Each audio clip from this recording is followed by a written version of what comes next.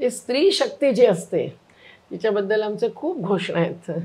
नारी के सहभाग बिना हर बदलाव अधूरा है, जब जब महिला लड़ती है सरकार की कुर्सी हिलती है, महिला शक्ती आई है नई रोशनी लाई है.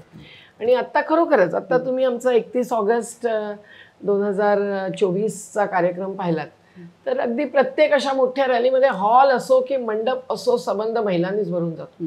पुरुषांना असं कुठे कुठे कुठेतरी जागा शोधत बसावं लागतं. पण हे करण्यासाठी खूप मोठा प्रयत्न करावा लागतो.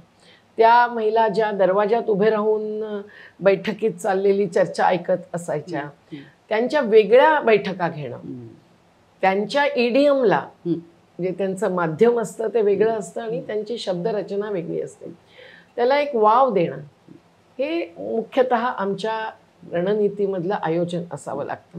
आणि मग महिलांचे प्रश्न हे फार वेगळे असतात, महिलांची कृती ह्या वेगळ्या असतात.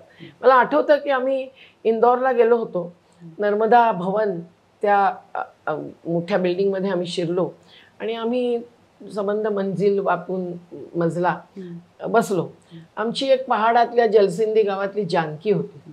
अशी छोटीशी आणि अशी काही बोलायची की तिला कोणी उत्तरच देऊ शकायचं. ती त्या खोलीत गेली कारण अधिकारी एकदम पळत पळत बाहेर येतात, अनेकदा असं झालं, आणि ती त्या अधिकाऱ्याच्या खुर्चीवरती बसली.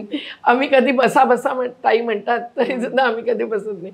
ती बसली, मला अभी मैं ही तय करूंगी क्या करना है क्या नहीं करना है, क्या होना है नहीं होना है.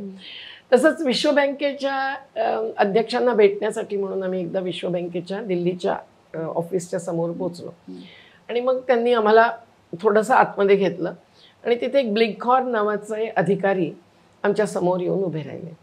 त्यांनी आत्तासुद्धा काही वर्षापूर्वी मला त्याची आठवण करून दिली. जेव्हा मी केम्ब्रिज कॉलेजमध्ये जात होते 1 दिवसाचं भाषण देण्यासाठी, त्यावेळेला त्यांचा फोन आला की I can't meet you madam because I am very busy, but I remember that experience that you gave me. म्हटलं व्हॉट वॉज दॅट एक्सपिरियन्स?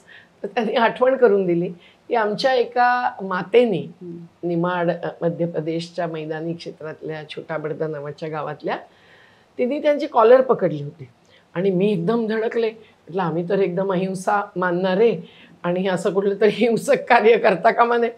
पण तिने कॉलर पकडली आणि ती काय बोलली की बेटा तुम्हारे घर में कोई महिला नहीं है क्या, तुम्हारी माँ नहीं है क्या, बेटी नहीं है क्या, बहू नहीं है क्या, बहन नहीं है क्या, असं केलं. तेव्हा त्यांना जेव्हा मी ट्रान्सलेशन करून दिलं तेव्हा ते सुद्धा हसायला लागले आणि मग त्यांनी त्या मातेला हात जोडून हे केलं आणि ते म्हणाले मला अगदी आठवतंय तुमच्या बायकांनी मला जे प्रश्न विचारले.